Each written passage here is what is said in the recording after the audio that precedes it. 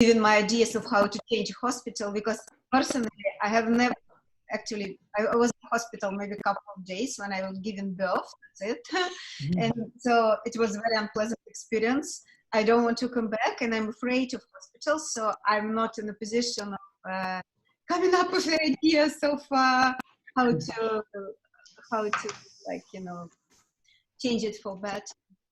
But yeah, but it's will be. Yeah, I try to avoid the places myself. All my memories of hospitals are actually, yeah, it occurred to me once that that's what horror movies are actually about. You know, like the action movies are about the moment of violence, and horror movies are about like all the stuff that, you know, takes place in the hospitals afterward. Sort of slow, painful, miserable, hopeless, terrifying aspects of the whole thing. Yeah, yeah. I quite like hospitals. I don't know. I don't want to someone else speak, but I quite like hospitals. Yeah. I've seen a couple of people die in the last 5 years in hospitals, but you know what? It was quite dignified deaths, you know, and there were people around them, and there was lots of people. There were loved people around them, and you know, it was you know, death is death, but it wasn't. It wasn't that bad, you know. And I quite like them in that way. I've stayed in the hospital a couple of times, and once, yeah, when my life was quite, you know, I had encephalitis. I had a really bad brain kind of virus thing, and stayed in for a couple of weeks, and it was a big relief for me actually, because I was living quite hand to mouth at the time. So to have somewhere where I could heal, and the only thing going on was just healing, was really nice. So I quite like them, to be honest. I quite like, you know, sitting in the cafe or just going into the crap WH Smiths that they have and looking at the magazines. yeah. You know, I do. Which ones are better? I'm from America. Yeah. So all different series of associations. I mean, yeah. I really guess that within the system that we are made to live in, everything kind of fits in, because it's a huge mass incarceration all around us. I don't want to sound like Foucault, but you know, it's a huge mass incarceration of a life that we're living. We are so alienated to the nature and everything, and therefore for us to keep going, and I guess that's the case in the UK with the NHS and all that, the health system is becoming much worse and worse, and it is becoming only maybe better for those who are, you know, who are more worth it because of their money or status or their use, you know, and all others are becoming more and more indisposable. And so therefore, of course, the whole, I mean, we need to take not hospitals on their own, but like hospitals in terms of the whole relationship of the system with one another, you know. And I guess there are a lot of good people in, of course, all these institutions, you know, who are trying to make people's lives better and etc. But I guess this is not what we're talking about here. You know, I sometimes feel like when I was translating Sociology of Freedom by Abdullah Öcalan into English, I really felt like one of those, you know, like the cattle farms, the pig farms, or the chicken farms, you know, that we were also in one of those, you know, those who had better status, much more money, maybe had a better life, but at the end, our lives are so constricted, restricted, you know, and I guess together with that, our imaginations are also so much more limited, you know, like in days like this, you know, COVID-19, there's a lot of things going on all around the world. There's a lot of exposure of what this state mechanism is, you know, but together with it, not only just exposing it, but like, how do we imagine you know, a different way of living?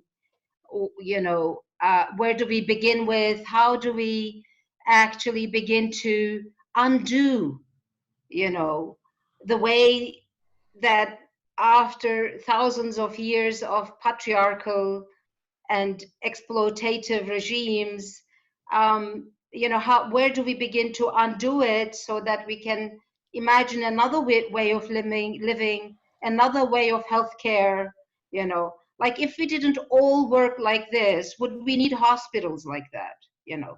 If we didn't have such huge metropolitan cities, would we need hospitals like that, you know?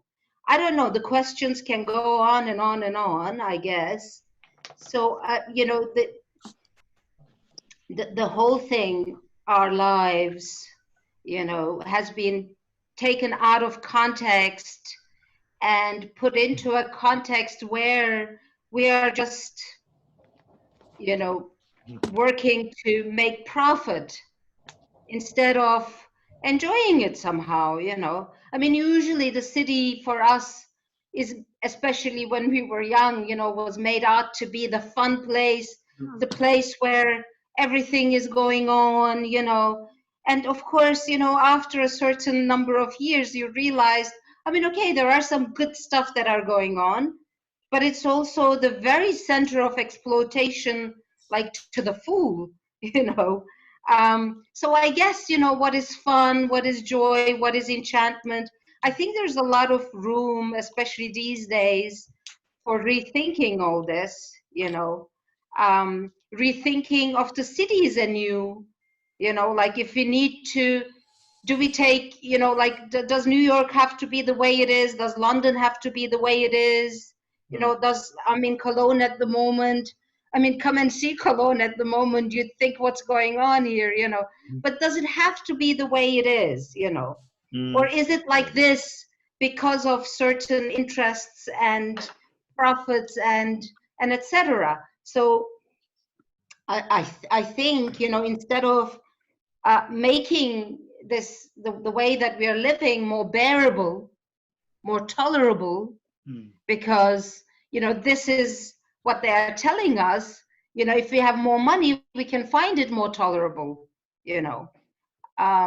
But we're seeing with the destruction of our ecology that this is also not going to be so much possible anymore for anybody, you know. I sometimes think maybe the search for immortality starting from Gilgamesh is really coming to its end, you know, this 1% that is ruling over us, you know, their search for immortality is happening through, you know, just exploiting, making more money, ruling more deeper, more profoundly, is really coming to an end, because I really think it's been exposed so much more. I don't know, maybe it's me. I feel I know more, a lot more than I used to. And I can see a lot of different groups all around the world struggling, different movements, women, you know, Kurds, Black people, Asian people, you know, whatever, everyone, the workers, etc. So, you know, I really feel that this is really the moment to begin to say, okay, how am I not going to be a complicit to this? You know, like, do I really need to become a worker or a, you know, or work whatever, wherever it is? You know, it doesn't have to be in a factory, but in any way that upholds this civilization, you know, the way that we do. And the next question is, of course, how do we then sustain ourselves? You know, how do we do all this? Because if we do not enter this kind of discussion, I really think that our imagination cannot bump into then the realization of our imagination and continuously, you know, become nearer to freedom, and the joy and the enchantment that we should get from life, you know. So So, you know, I think of that for myself, and of course the practice in Rojava and elsewhere around Kurdistan is really, you know, orientated towards this. Like, how do we decouple ourselves from this way of life of this patriarchal civilization? Mm. And, you know, we need to do this at all levels, you know, at a personal level to regional levels, etc. So how do we actually do that? And it's a huge, you know, horizon when you think of that. It means the health, of course, sector. It means arts. It means education. It means self-defense. You know, we are seeing that, of course, the moment that you say, okay, I want to live differently, then the coercion mechanisms of the state come into play. You know, how do we then find ways of, you know, defending ourselves so that how do we open space, and how do we actually do that? You know, I really love what Öcalan was saying for Europe. He was saying that in the West there's a partial peace between the rulers and the workers, women, you know, all the oppressed, because of that incredible struggle that was given here.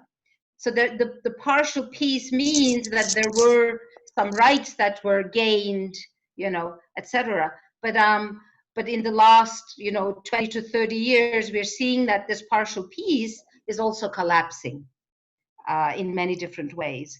So it is possible in many different ways to do all this. Therefore, you know, I am thinking of health in that sense. You know, like in Rojava, there are many different approaches to health.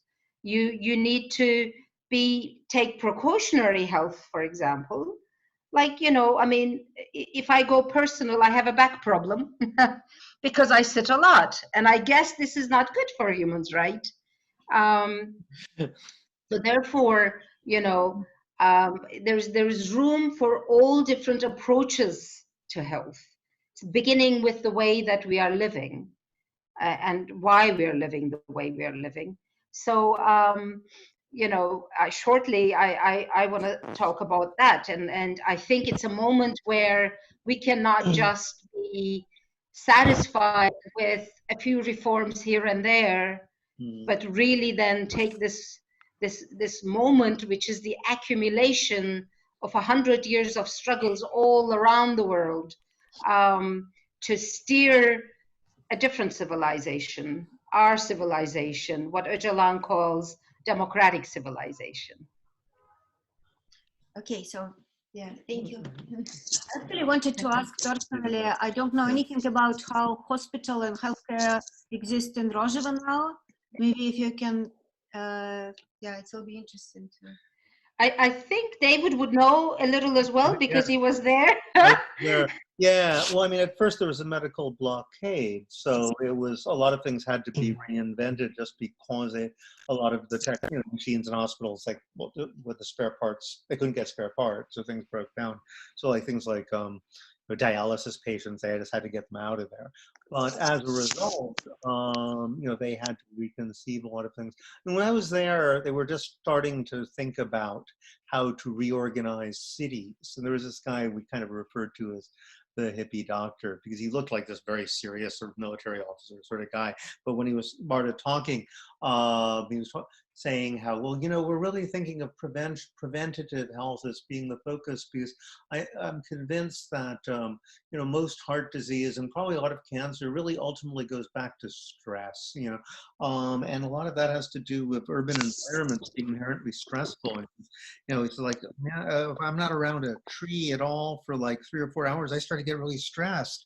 And, you know, we need to rebuild the cities as maybe 40 to 60% green space. And I tell you, heart disease, like a lot of different, you know, things are just going to go down immediately, which of course they have an opportunity to do a lot of rebuilding. So then a lot of the And I know that in places like Kobani, you know, since most of the city was destroyed anyway and had to be rebuilt, they tried to actually enact some of this, like redesign the city around the idea of creating a more healthy and less stressful environment.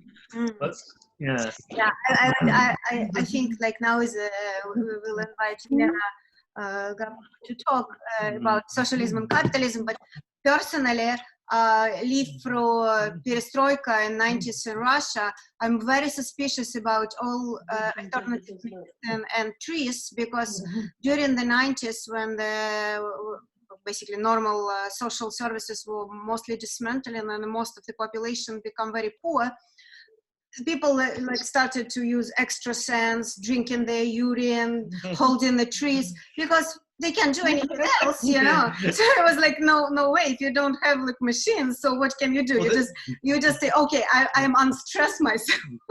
Well, access to the machines at that moment. I mean, I think, you know, like we know a lot now from that experience as well, from the Soviet experience, you know. Therefore, you know, what we're trying to say is that it's a whole. It's all about just traditional medicine. You know, I think the modern medicine has also its place. But what we are saying is that, you know, most of the illnesses that are happening is due to the way that we are oppressed and exploited and we are made to live, you know. So I guess, you know, this is why I was saying that there are different, there's room for all these medicines that we're talking about, you know. I mean, you know, working in concrete blocks, you know, from early morning to the evening, and then being in surroundings, or even, you know, our apartments are so perfect. I mean, I began with saying, you know, I feel like in an animal farm, you know. I mean, to minimize this socialization, we all enter, you know, from one single door into our homes, and then we are isolated, you know, in there.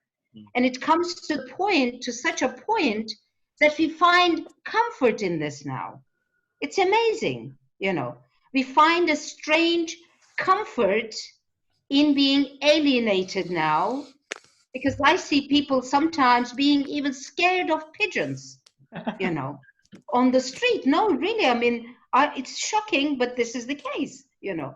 So what I'm saying is that I think health and healthcare is so intertwined with the general enchantment of the way that we are living, being fulfilled with what we're doing in life, you know, the meaning of life, you know. So, and for all this to happen, I guess that we need to continuously struggle, because as in the Soviet example, you know, there is always a way where this domination can, of course, take over, you know. So therefore, I think a mechanism where there's a continuous struggle of undoing what we have learned is very, very important. Yeah.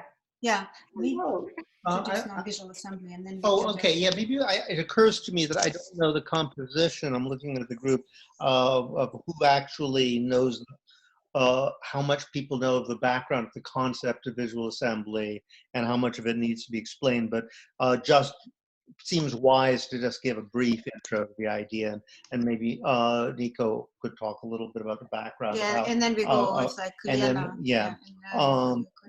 Because I think Javier framed the broader issues so well, I don't have to do that. So I could bounce off yours. I have some thoughts, but I'll talk about this later. Just about the visual assembly concept itself.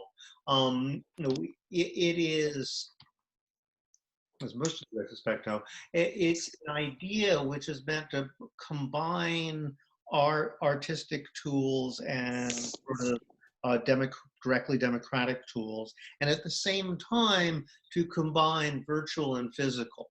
So that's what's really innovative about it. So we have people who are spending lots and lots of time online and endless Zoom chats and conversations, and they always kind of spin around and don't seem to get anywhere often. At least a lot of us have had the experience, these sort of endless talking shops. But part of the reason why it's hard to have something come out of it is simply because there's nothing physically there to focus on. When you're doing consensus process, there's always an object. There's an action. A problem you're trying to solve. And one thing that we thought would be very interesting, if we're trying to unleash the imagination, and the assumption is, there has been a kind of, as Hafiz was saying, this sort of war on the imagination. I've said it as well. This is kind of the imagination strikes back. We've lost the ability to think in utopian terms. So we're trying to rebuild that. Well, one idea was to have a something actually concrete to facilitate the imaginative process, where the artist wouldn't actually be imposing their vision at all. So the idea is that we have a series of stencils which are collectively created, and then the artists are simply sitting there in a physical space, whereas a group of people in virtual space collectively imagine what an alternative institution, a city, health system, whatever it might be, would be like. And then we use these artistic tools to sort of arrange things in space on a physical place, like in a public square, if we can get away with that, in a garage if we have to. So the image of this place, which is being transformed, will be put online, and people perhaps all over the world can watch as it they're collectively creating something in real space and real time. Yeah, and of course, so this, maybe we should share now the screen and show. I think we're no longer host. So can we share okay. screen? Maybe we can. Maybe Yeah. host disabled attendee screen sharing. No. Well, here, I know. Maybe I can put it into the chat. No, I think we should ask Ty. No, because I want you to be on the screen. Yeah. Can you either give us back the? Can you give us back the hosting rights, please? Hello? Is Ty even there? Hello. On the phone. Oh, is that? Sorry. I have enabled sharing, multiple participants. Okay, that's good. You should be able to screen share now. Share screen. So we wanted to, since our there it is. Since our today agenda is come up with a list of stencils and figure out facilitation, and now we will go through the list of other ideas with Elena and David and other people. So I just wanted to show what an example of what it could be like. So this map is a map of St. Marie Hospital that we chose as the place in London that we can reimagine. And the things around us from our previous visual assembly of City of Care that we did with David and Extinction Rebellion and Art Strike guys. So the idea is like this spaces,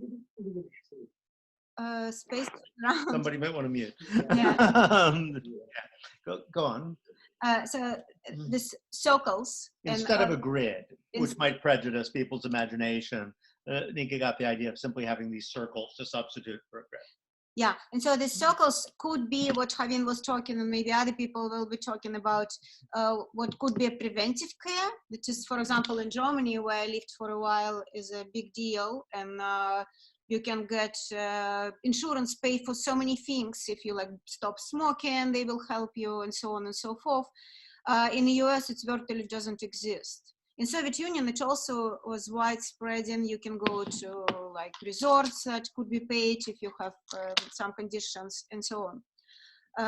So I was thinking that if we have the list of stencils, we can design them and cut them out, or put them online for download for anybody who wants, and anybody also can add their own version of the stencils, and then we can plan kind of separately and together these two zones. One is hospital itself, in which you have many rooms, many, I don't know, territories. You can put, you can write down what could it be here, can put in instructions, and then the circles could be some other place of care.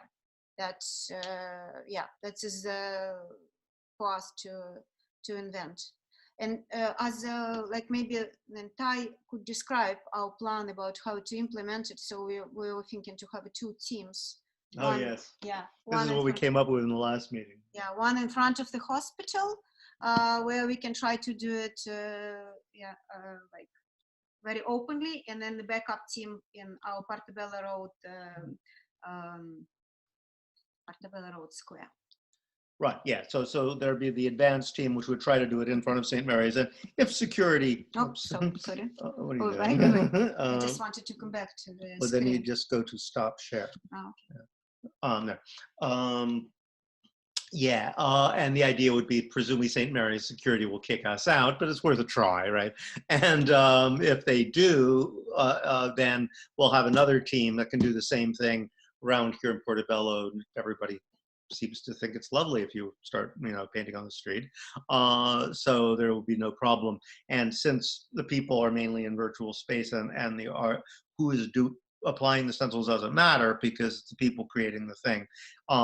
You could just have 2 teams. It wouldn't matter which one actually ends up doing it. Yeah, and so I just want to add two points to this description of the visual assembly that is important for me. One is that it's enabled people like me, who is not native speakers in English. For me, it's quite difficult still to speak English. I'm making mistakes, but I'm a visual person, and yeah, it's much more easy for me to imagine how it will look like.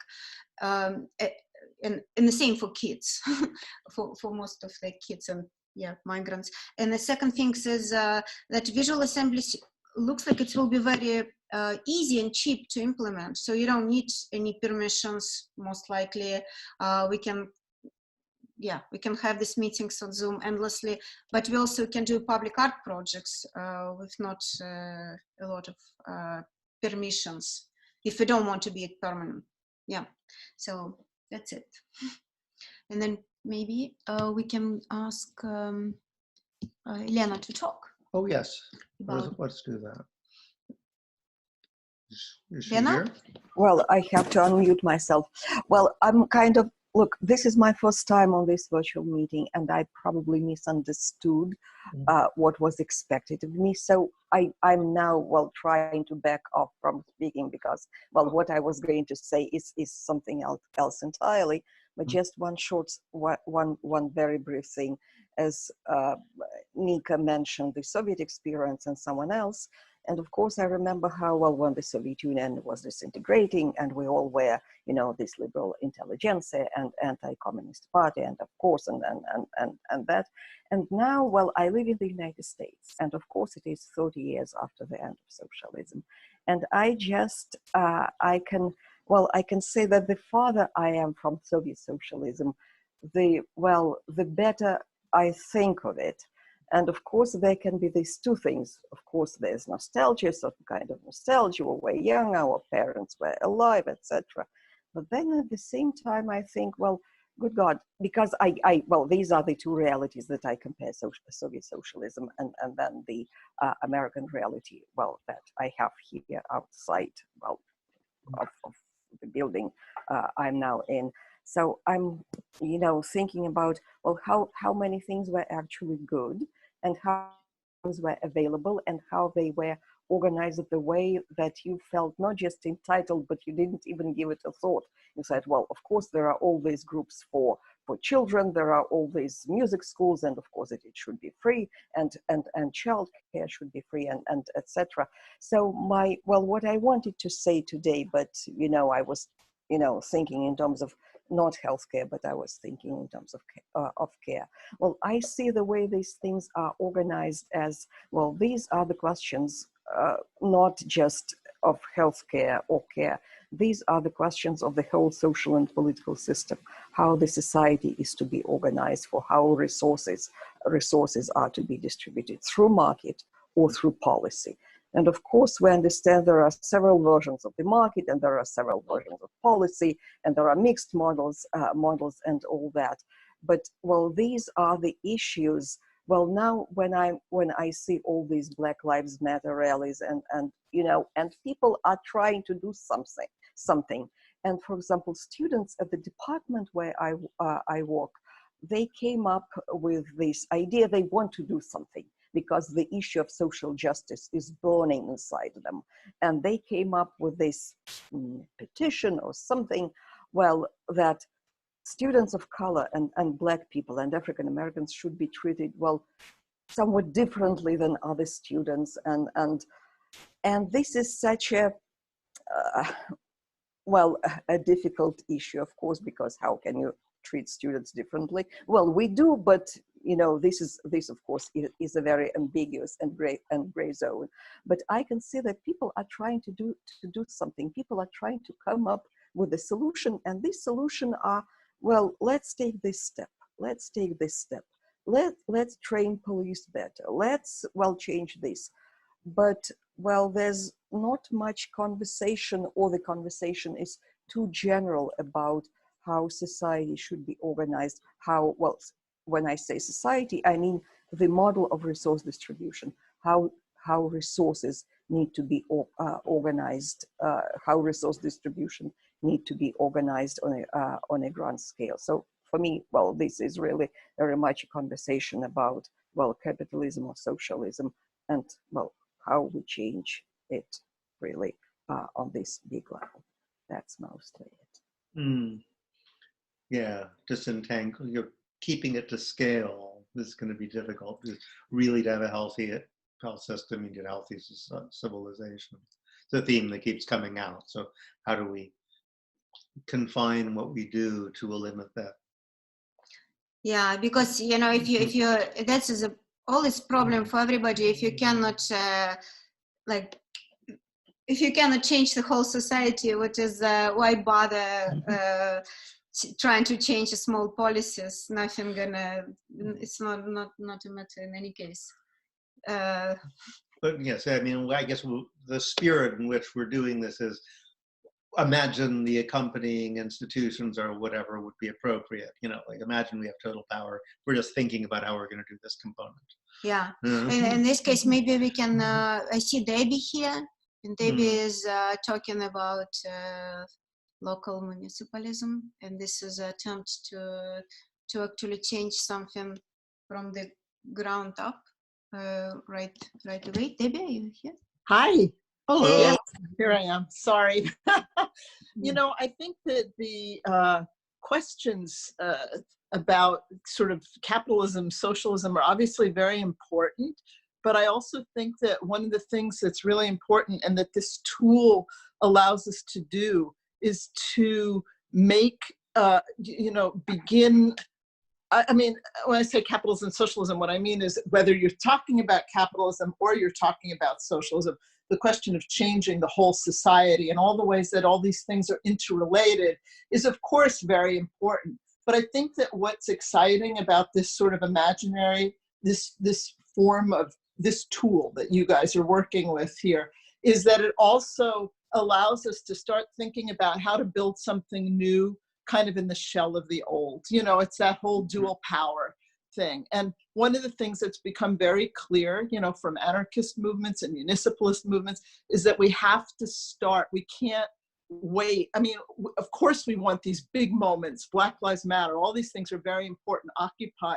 But what this tool does is it allows us to be ready for those moments, to start really making the changes, both mentally, as you know, which Haben sort of talked about too, I'm sure, as part of this whole, you know, Kurdish project, is to kind of change your whole mentality, as they say, but also, you know, in a very concrete way to really allow ourselves to free ourselves, and also to think about, I always like to talk about it as a sort of a third pole. You know, it's not necessarily, it's neither capitalism, it's not socialism, it's maybe not even anarchism. You know, it's something else that we're putting together that allows us to really think sort of beyond traditional political categories, and that in the process of doing it, to actually doing it, working collectively, we kind of help, we transform ourselves in the very process. It allows us,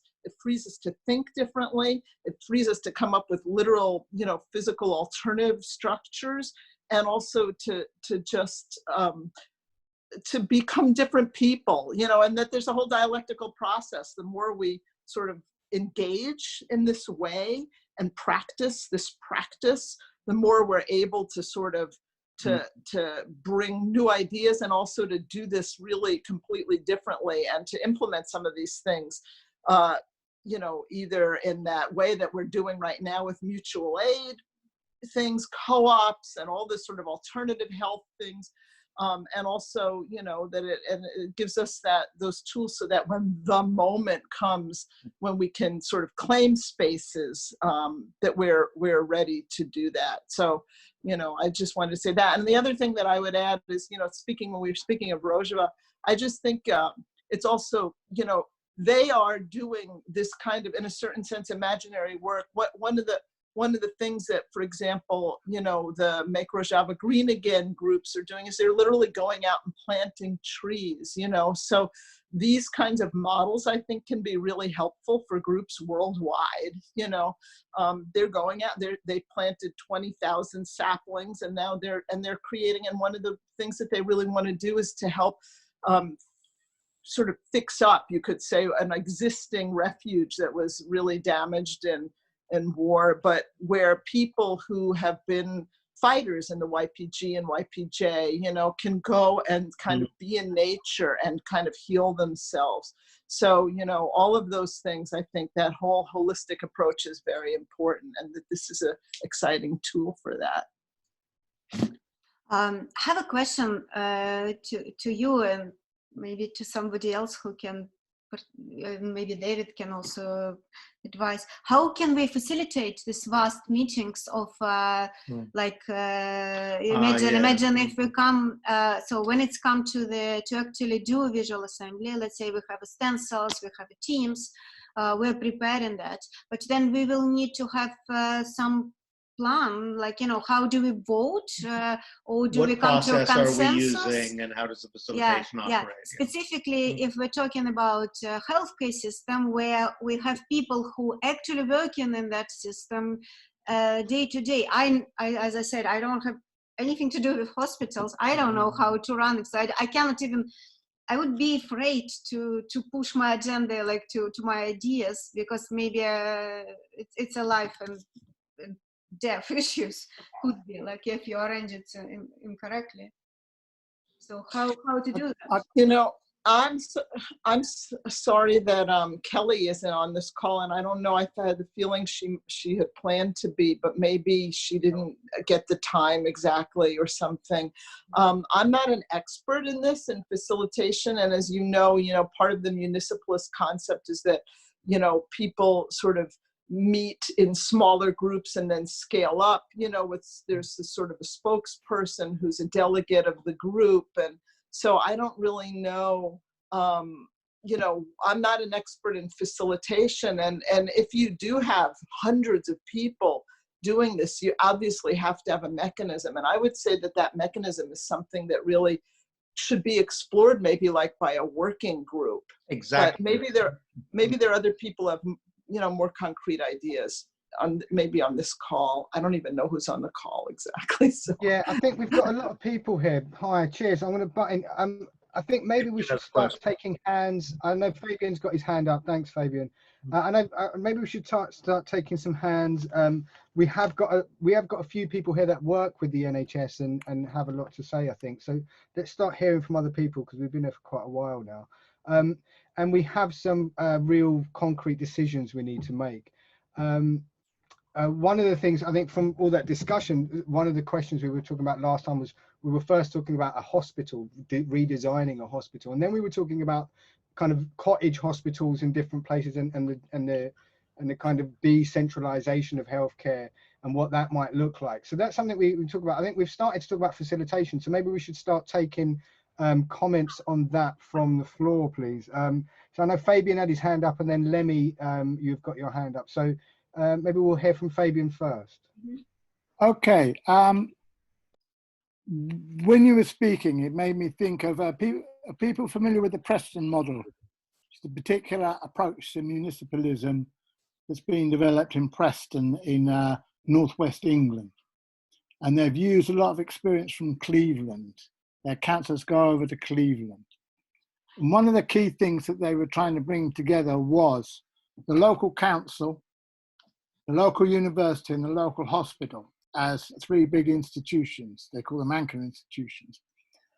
And then one of the first things they started to do was, instead of outsourcing the cleaners to these big corporations, setting up workers' co-ops to provide cleaning services, which would cover council buildings, university buildings, and hospital buildings, and to try and develop that as a local economy, so that actually it's feeding back, not just in terms of healthcare, in terms of how the economy functions, in terms of how education functions in an integrated approach. So one of the questions I would say on this is, some of the work is already been started. And it's a case of, if we're able to link up with those people and maybe have some input from them, then I think there is a lot of groundwork that's been done. And I think in the context of the economic impact of the pandemic, I think that will open the door to more people wanting that sort of approach, rather than what we've got here in the UK is Boris Johnson basically wanting to give contracts out to the same usual road building elite and everything like that. So really, I think part of it is seeing where there's a compatible approach being developed and drawing people in, rather than trying to make us, as though we've just arrived at some of these issues, find out what's been done elsewhere before, and then try and link up with that and that sort of connectivity. And then see, in terms of facilitation, what they've been doing in Preston's been going on for a few years now. So learn from their experience. Brilliant. Thank you. Thanks, Fabian. And Lemmy wanted to speak. Lemmy? Yeah, am I audible, you guys? Yeah, we can hear you now. Thank you. Nice. So yeah, amazing inputs here from everyone. Firstly, hi folks. Like, if we are talking about the next couple of hours, like this particular event, I think, like personally, I believe one way to proceed would be to like model ourselves into like multiple stakeholders of all of the possible groups that might be involved in like running in a hospital. And then we can, like, after we've done that, we can use our insights and knowledge we've gained like throughout our lifetimes and like put it into use in these stakeholder groups maybe. So there might be the patients, the doctors, the nurses, all the other non-medical staff, and then the janitors and the all the technicians and all of these, like, you get the feel, right? So, and then there'll be healthy people in the community who don't have to visit the hospital, but still it's a integral part of their community. And so just modeling ourselves, like splitting ourselves into various groups and proceeding from there. All of this is under the assumption that we're discussing what to do in the next couple of hours. I might be totally wrong, but yeah. So thanks for letting me speak. Yeah, thank you. Good suggestion. Yeah, nice idea. We'll think about that in a sec. I've got Havin waiting to speak though.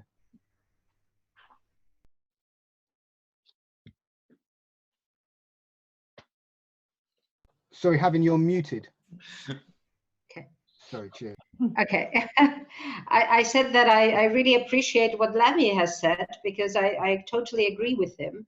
I think then what one has to do is place this hospital in a setting where different parts of the society can also be in dialogue with it. So there is first of all, the hospital within itself.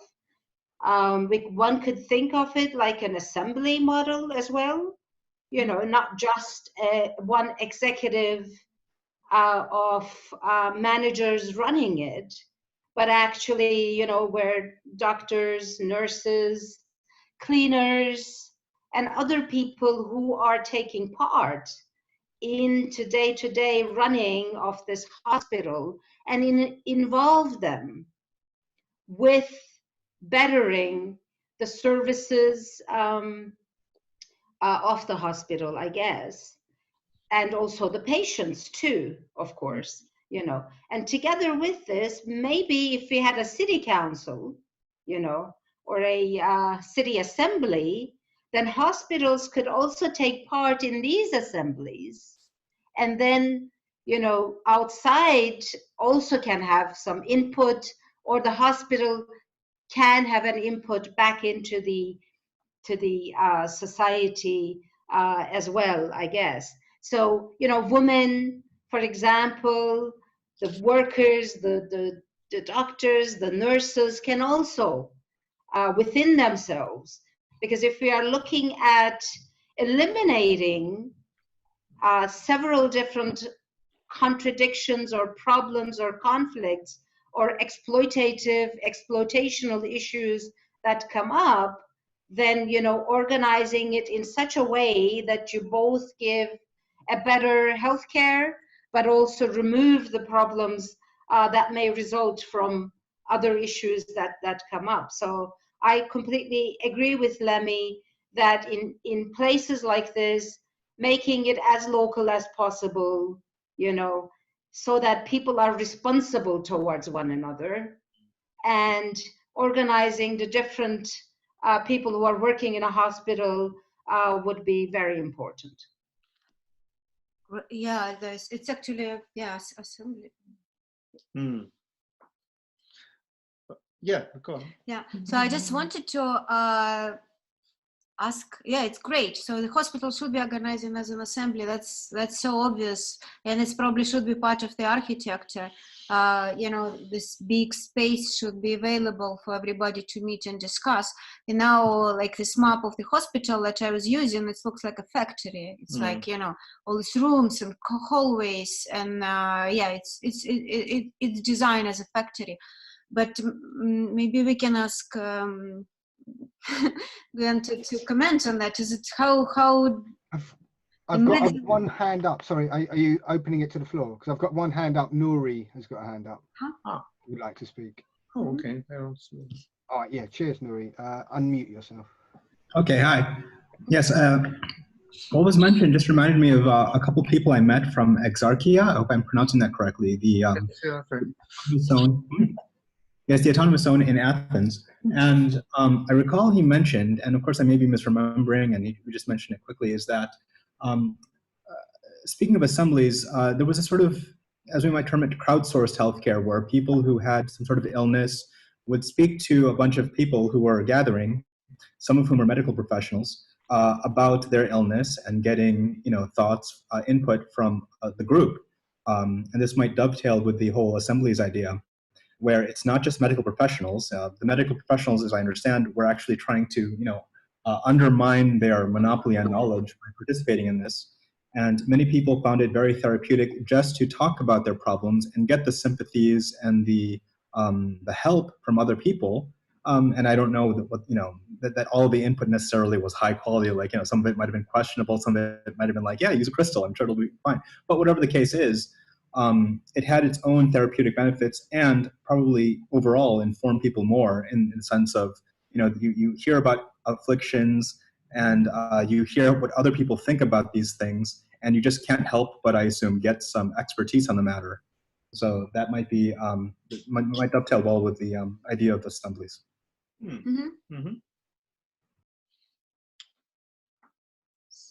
I was going to say another, since no one's missed their hand up. Another thing we need to think about, though, is division of labor, because, I mean, there's Michael Albert's famous point that if you try to create a directly democratic institution, which is an assembly model where there's a strict division of labor between people who are doing admin and people who are actually doing care or manufacture, whatever it is they're doing, and people who are doing the maintenance. So for people have such completely different forms of knowledge that you reproduce the hierarchies anyway. So he said the only way to make a truly democratic institution is to try to distribute the types, he calls it balanced job complexes, that make sure everybody does at least a little of each broad category of work. So just to correspond with what we were saying about stakeholders earlier. Yes, basically distributed stakeholders. Yeah, exactly. Yeah, this is a really interesting idea. Maybe we should take this further. I mean, there's different ways we could do that. I mean, we could split the group up into where you're coming from, what your actual, in terms of how many have we got here? 12 people. Split us up into whatever, I'm sure there's some people that work with the NHS, there's some people that have been as patients, and into those different, divide ourselves in that way. Another way we could do it is use different colors for the different stakeholders in our visual representation. There are a few things we need to sort out for the next meeting. I was wondering if we wanted to have a bit of discussion on some of those, because there's three kind of main questions, isn't it? One is the facilitation. Two is who is going to make up the actual teams carrying out the making the graph, making the picture, making the artwork, and the other one is what kind of scale are we talking about? Are we talking about making a representation of a hospital or of a city, and how that is linked up? Because a lot of those questions at the beginning we were talking about, for example, in Royava, it opens up questions of, okay, where are the other, where's the school, where's the council meeting place, where are those in relation to the hospital, and how does it all fit together? And so in this visual assembly, the question I'd like to ask everyone is, what kind of scale do you want to do we want to be creating on? Do we want to think of the city and how different things fit together, and how those particularly those health institutions or health facilities are going to fit together? Or are we talking about a centralized site, house of healing? I don't know if anyone's got any comments on that. I would suggest concentrate on house of healing and territories around, because our first experience with the City of Care was exactly that it's require a lot of work, preparational work and conversations to really go to have something that will be valuable for not just a fun experience, not one more art projects, but something that could stay there and people can reuse it even as an idea and a new experience.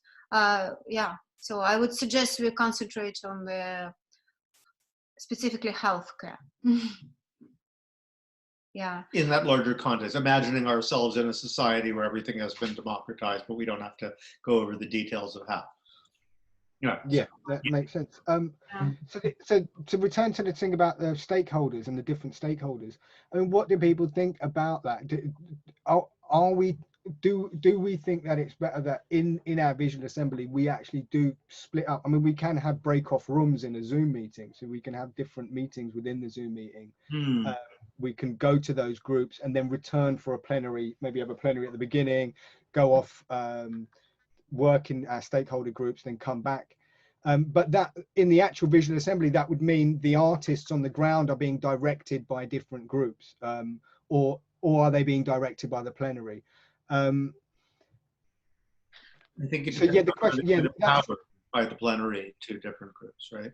And that's how you normally do it. Like, in fact, we're probably going to do that today. We're going to form a series of working groups and empower them to do certain things, right? But if we're in different stakeholder groups, or we've divided labor in that way, and even our intellectual labor about those different groups, then does that mean is that going to mean that we're being too specialized? If we're just thinking as patients, are we missing out things? We're missing an opportunity for us all to meet altogether without and to destroy that division of labor. Yeah, that's the key thing. That's what I was worried about with the stakeholder. Like, you know, in theory, we'd want everyone to have at least a little bit of everything. Yeah. Brilliant. Jim, you had your hand up there? You will need to unmute. Are you talking to me? Yeah. Yeah. Are you talking to me? Yeah. No. I was just moving about. Oh, okay. No, my battery's about to die. Okay. So no, I was just fiddling about. So no, I'm just listening intently. Sorry to put you on the spot. Okay, so so I guess that's the tricky question. How do we do? I mean, the fact that everybody should have experience at everything doesn't mean that certain people wouldn't prefer to concentrate on certain areas for their brainstorming activities. You know, means that they'll do so more effectively. But yeah, but we are not going to do it today. Yeah, so it's like I think we're supposed to. Well, it sounds like there's two things we're discussing today. We might well form working groups that will meet, you know, before the next larger meeting, you know, to do the stencils or to figure out the details of facilitation.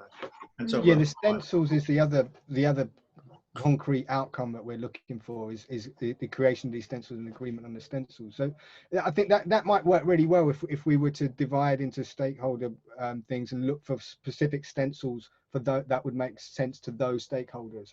Another thing is we could have different colors for those different stakeholders. So there's a visual thing where you can see roots kind of easily if we're going to be thinking in terms of different groups of workers or consumers, etc.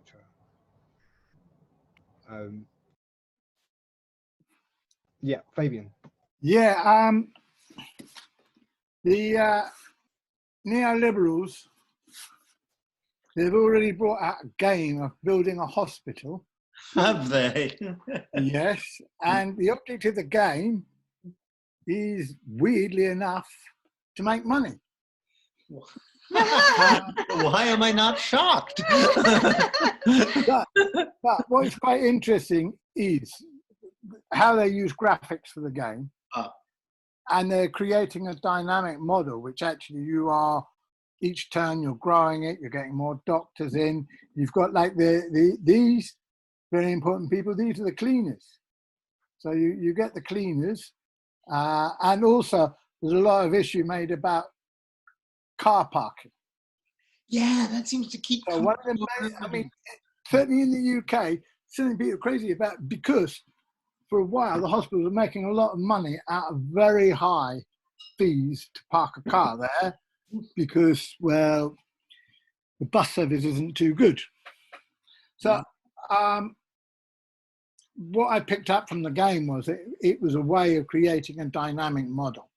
So you start off with the images, but then you actually have the idea that you have patients coming through and everything like that. Their model and their whole dynamic is about dollars, but it doesn't have to be done that way. So I'm thinking if we start off with some kind of snapshot depiction, but then the next phase we're thinking of from the beginning is to move to a dynamic model of how it could all be done, so that as different needs change, the model is adapting to it. And again, the other thing is linking it into other issues like public transport, right?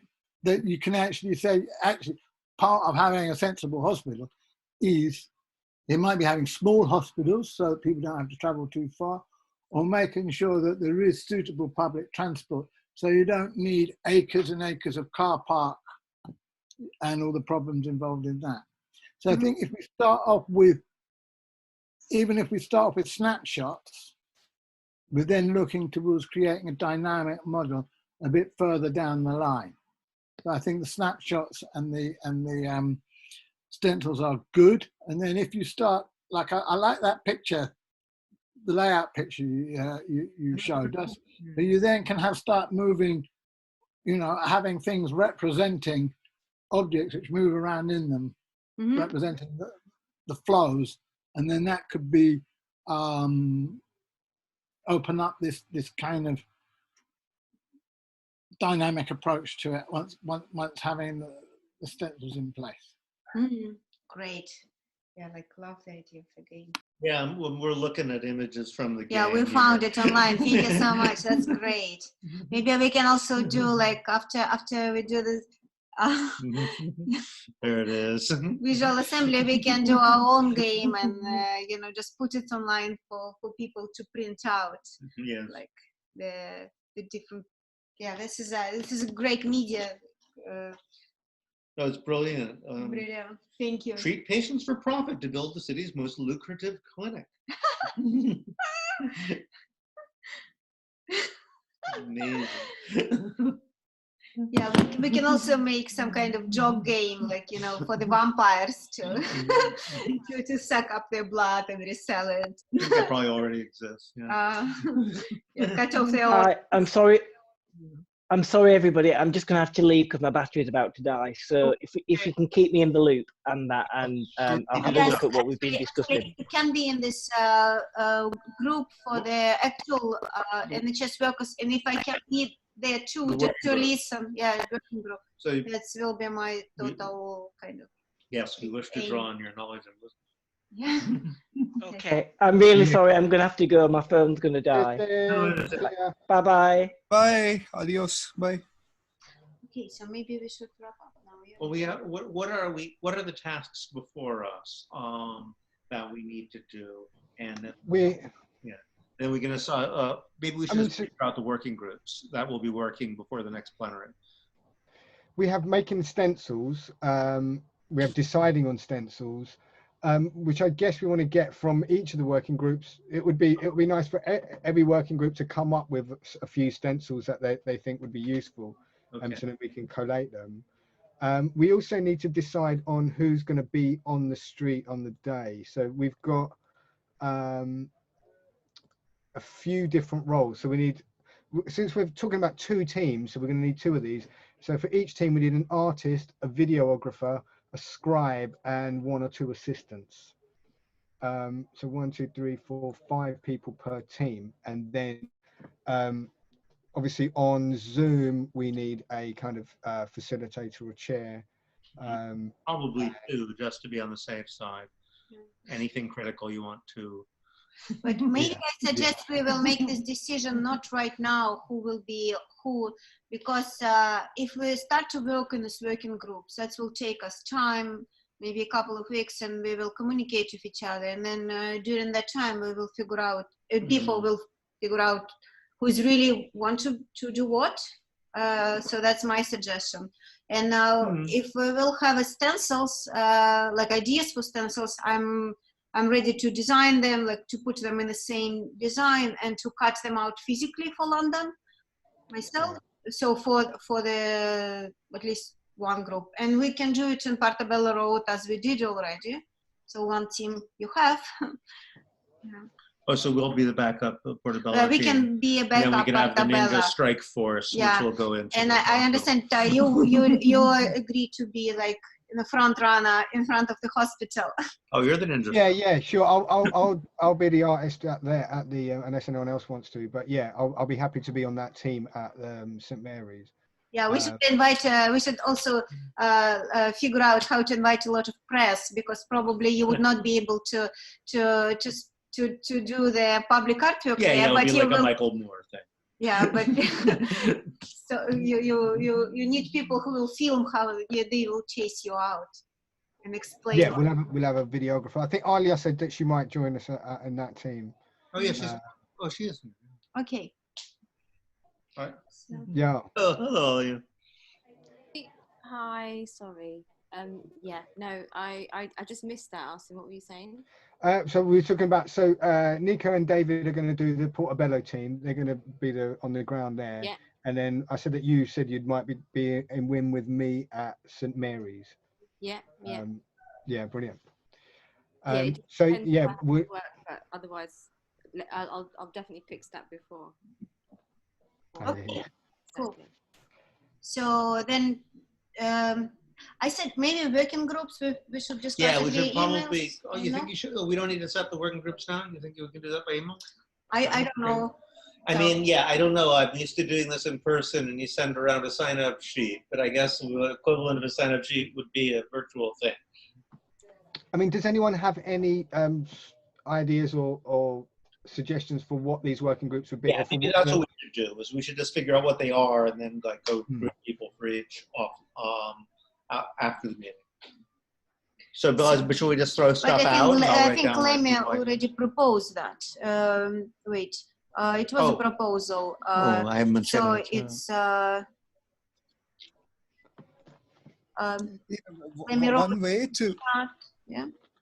one way to counteract some of the deficiencies in my proposal, as David was mentioning, is maybe one person could, like, across time be a part of like multiple working groups. So like once we could have like 2 iterations of this, like we could form working groups twice, basically, with people like swapping working groups. So some of the aspects like David mentioned of people not having like a specific role in order to like not encourage hierarchy, that is like modeled in as well, I guess. Okay. That makes sense. Okay. Yeah, but I think the working group is so it's a patient, nurses. In this case, it's like health workers, doctors. And okay, so I should have been writing this. Okay. Well, other people, here we are. Patients, nurses, doctors, healthy people, and many more, obviously. Architecture. Architects. Yeah. Maybe since we're like sorry for butting in here, sorry for this. I'm pretty not used to online meetings, but yeah, maybe since we're just like not many people, we could just have like an in group and an out group, and then within the in group we could decide whoever, like all of the different roles and everything and the perspectives. So the people who like the in-group will be maybe the people who work in the hospital, and the out-group would be maybe the patients plus the wider community, and that would be like just two of them, and then each working group gives the time and effort to, you know, like think of all of the aspects, I guess. Yeah, sorry for taking too much time. Oh yeah, sounds good. I was just thinking in that context, there is the in and out, I thought made sense, i.e. the people who are spending their time keeping the whole thing going, and then you've got the patients coming in as one particular group, people receiving care. But then there is the how the hospital would exist within the broader supply of different services, transport, municipal. So we start having those connections being brought in as well, rather not, you know, the cleaning. How is the cleaning done? Right? You know, or how do we make sure we've got a proper public transport? Right. Coming to the facility. Those sorts of questions, right? Yeah. The easy questions, you know, those ones. Yeah. So that would be like the logistics. I think it's an outside, like I think it's a professional in group, but who's outside. So it's like a second group of outsiders, not the patients, but the. So we got basically the care team, the logistic out team, and the potential patient team. Yeah. That makes sense to people? Yeah. And then this architects should be the us, like the people should. We're the architects. Like no, I mean like not me and David, but everybody together. Yeah. So the groups should come together and then decide what kind of architecture should this place have, and depending on what we decide, that will be our map that we will create. You know. So I propose one today as a like. The central hospital, and then it's surrounded by this kind of preventive care, but maybe it should be like the hospital should not be one place in the middle. It should be distributed, rooms throughout the space, connected by public transportation or like, in a working distance. So this map should be result of architectural ideas, should be result of discussions of representative of the working groups together, yeah? Something like that. Mm-hmm. Mm-hmm. Makes sense to me. I don't know what other people think. And I can also actually talk to some kind of cool architects that I know. Maybe we can involve them and they can help us to develop some kind of, So I think part of the idea of the working groups is that anybody who's involved in them can recruit people who they think have some special, insight or experience. Yeah, really. Yeah, I've got Lemmy had his hand up. Lemmy, would you like to speak? You need to unmute yourself there, Lemmy. Yeah, I was just doing the stars gesture, I guess. The twinkling gesture, like the, that one. So like one thing is we need to think of like swapping these like groups together like across time as well, maybe. So if you give like 6 hours in one working group, then all of your group maybe then moves on to be like something else. So yeah, like if you're like patients for a while, then maybe we could get together and discuss and then have another round where we are something else, and then like think of that again and then maybe discuss once more. So like a 2-step process in order to, as I said earlier, in order to like prevent those hierarchies, I guess. But I think that's more of a functional everyday day-to-day thing. It won't turn up in the, even if you do one iteration, I don't think those hierarchies will like manifest themselves, I guess. So what do you think, everyone? Like of the idea of two iterations with each group being like different things, like different roles each time. Yeah, over time you mean? So it changes after like a week or 2 weeks. We reassign groups, or we switch groups. Is that what you mean? Yeah, like however long we decide to keep it. I'm not against it, but I'm thinking more if we said, okay, let's do a first iteration of this, give it a certain, shape, something that, things we want to achieve, and how much time we expect it to take, and then come back and look at it all, and then with a view to including that people moving around, encouraging people to move around at that stage, rather than to get too much into detail at that moment, because we might want to change how it all works at that stage as well. Maybe. Yeah, absolutely.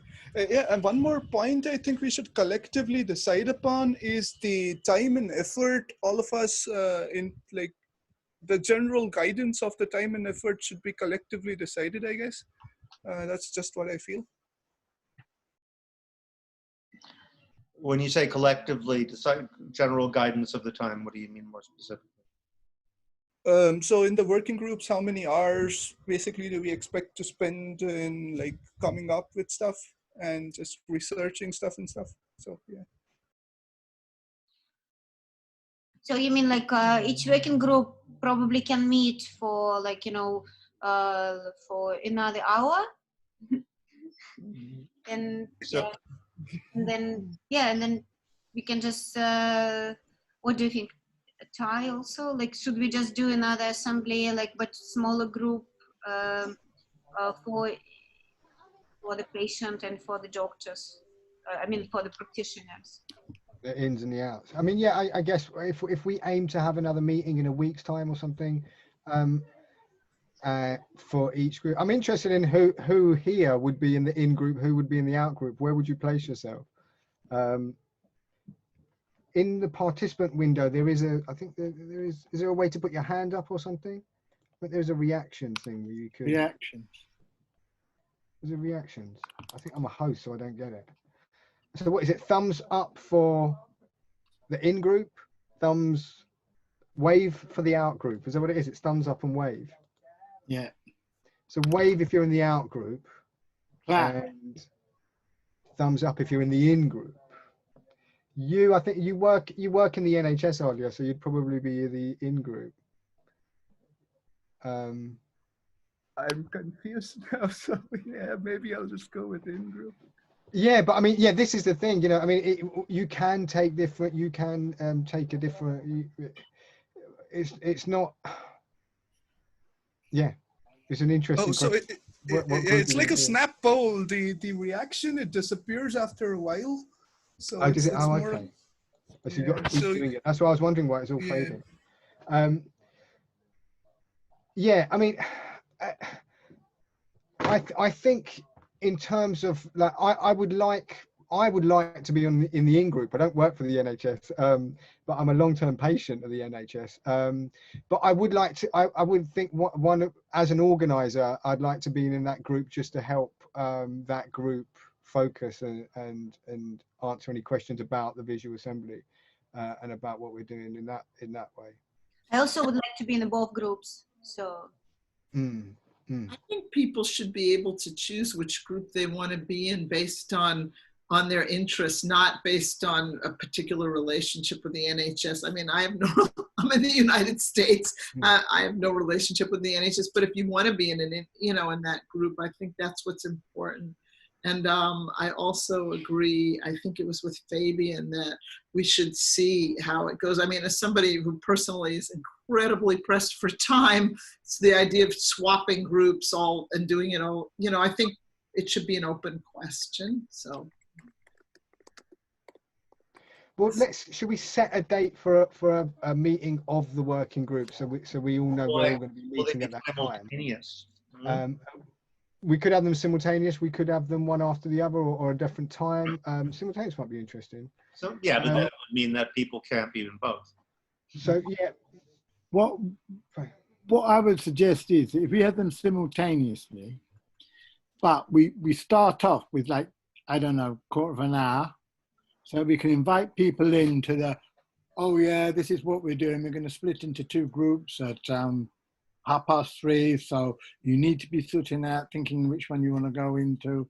So if we're inviting people in, they can get their head around what's going on. Then we have the two separate groups, and we break into the in and the out group for an agreed amount of time.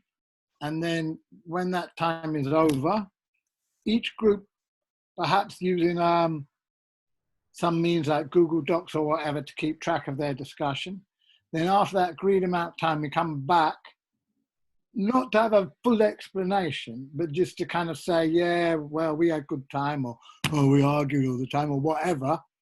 But just so that we keep the overall sense of unity together.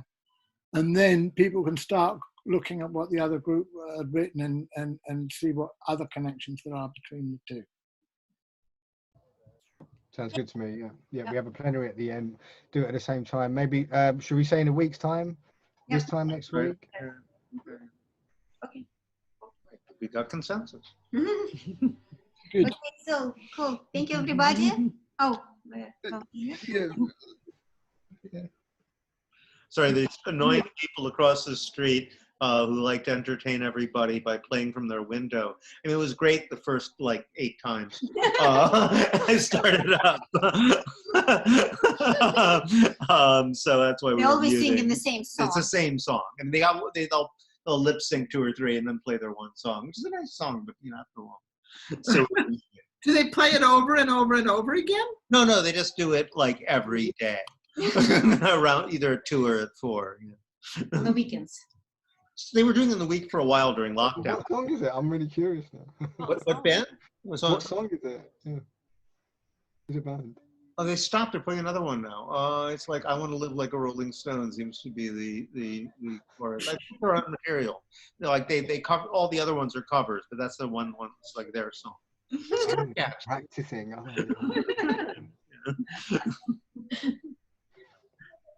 Making music in the pandemic. Yeah. Yeah, well, that's the thing of living on Portobello Road. Somebody's got to be like serenading everybody at any given time. Well, we've got this in England. Are people getting out, doing their shopping? Yeah. At this point, like everybody's just like 1 in 20 people have a mask.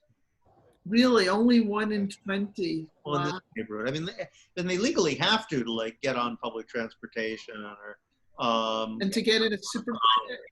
Depends on people are just going about as they want. Yeah, there's not much. Go to Whole Foods. Not here in Cambridge. Tesco. The government's reopened the high street, so it's probably going to be carnage out there today.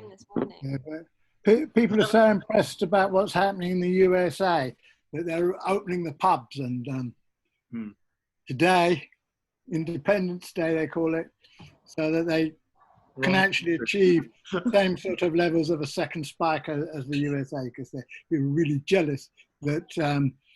US is totally number 1 in terms of death. America first. America first. Yeah.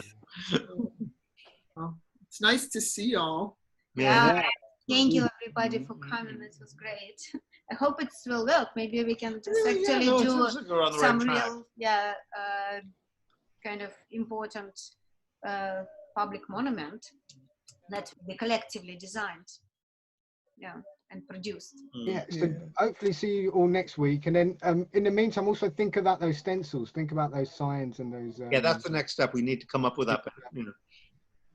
Okay. Yeah, and I think in what I'm thinking is for next week is that we have an actual time in the meeting where maybe 5 or 10 minutes we go off and we just find a Google link of an image that we think would be good for a basis for a stencil, and we all just bring it back in the meeting. Or maybe people do that as their homework. Right, exactly. Each of us comes back, like you send people off and say each one of you can bring one person to the next meeting. In this case, each one of us should bring at least one. As a teacher, I put very little stock in homework, folks. I want to see them work in front of me. I think it often works better if you do the work there in the class. So yeah, no, homework is great though. If people can think about that before next week and during this week, and bring some ideas together, or email us at we@v-a.city, I think it is. But do you all know the website? We've got a website up now as well, and we've got our email address. It's not really totally ready. It's still under construction. But we are working on that. It's making progress. It's making progress. Yeah, it's getting there. It's good. So if anyone wants to actually add to it, anyone has any thoughts about it, and you can add to it. So we haven't got much on it at the moment. We've just got that text that we did for today's meeting. Very nice collage there. A little bit about who was there last time. And I put a few things, kind of stencil examples there. I should tweet this. And then that was our link. That was for today. So we'll probably do a little bit of a write-up about today, which will come onto this website. The address is there, va.city. And if you want to contact us as well, our email is down the bottom here, I think. we@v-a.city.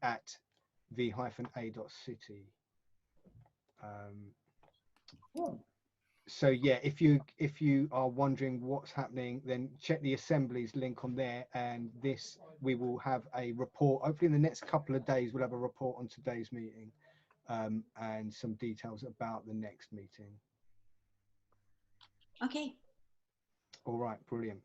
Cheers. Thanks again, everyone. Bye, everyone. Thanks, David and Nika. Thanks, everyone. Take care. Take care.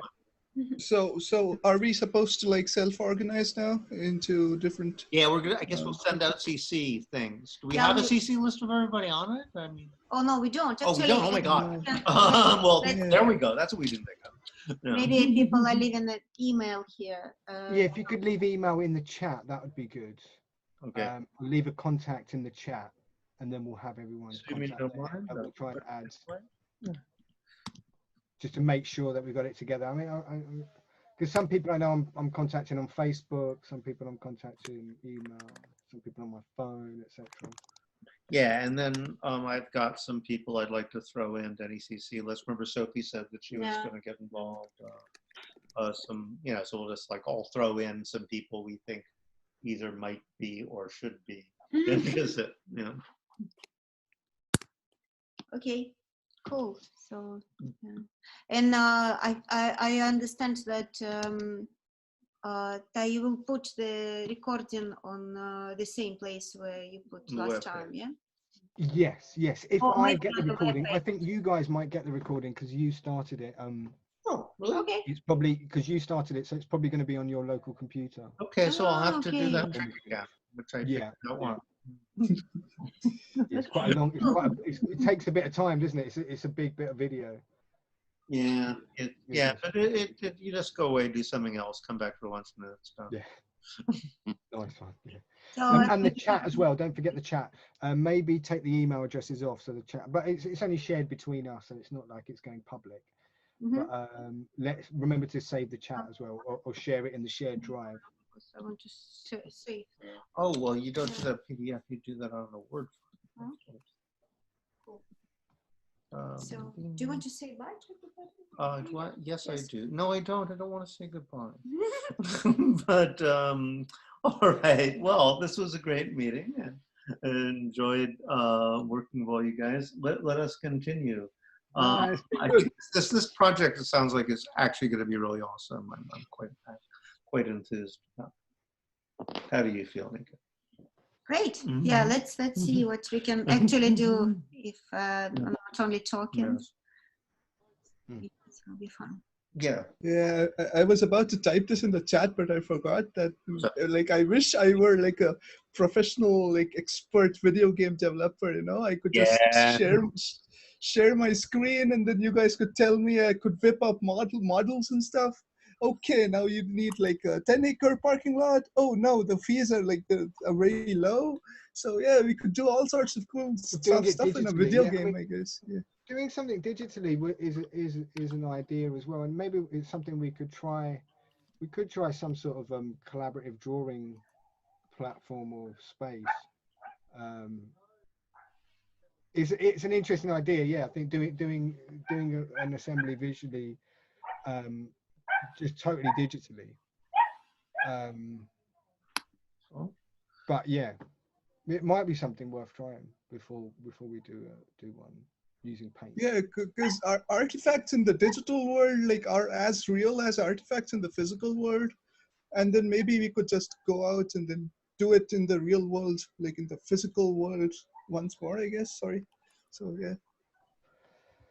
Yeah, there's various mappings in there of digital and the physical. You know, this project, when I first come across it, it reminded me of like in the late 90s, there was something called war chalking. Remember war chalking, folks? People used to walk around chalking where there's like those hobo signs that you get on buildings with chalk. And people would do it with wireless networks. So the wireless networks that were open, and they'd write what kind of. This is what Saul used to go on about. No, yeah. Can I repeat that? What was that? They would use kind of signs. I think it came from like hobo markings in America, where hobos would go across the country and just wander. Yeah. They would leave markings on certain places and shops to say that this was a good place to beg, or this is a good spot this is a good place to get on the train or to bunk the train, etc. And so they made these chalk markings on buildings where you'd get a wireless network and say, okay, this is an unsecured wireless network here. It should be on the pavement. So you could wander around the city, and you'd get it in London where you'd wander around the city with your laptop, because it was that time that there weren't smartphones at that time. This is about late 90s. No, I remember this. I remember once I was in Amsterdam and I was supposed to meet some guy who didn't show up, and I was wandering around the city with my laptop like this until I could find something I could log on to send him an email. Where the hell are you? Yeah, but eventually if you walk long enough, you'd find one.